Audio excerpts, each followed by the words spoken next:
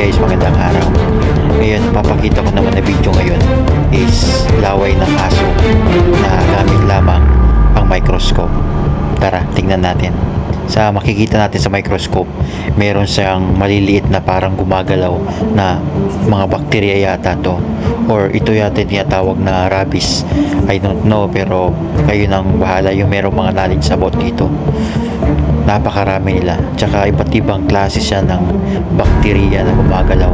Merong pahaba na parang buhok, meron din isang maliliit na sobrang bilis gumalaw. Sa aso po to na laway, ang dami niya.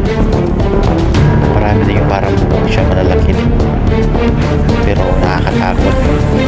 Ano kaya to mga? Baka alam nyo, paki-comment na lang sa baba kung ano yung mga yon. Salamat.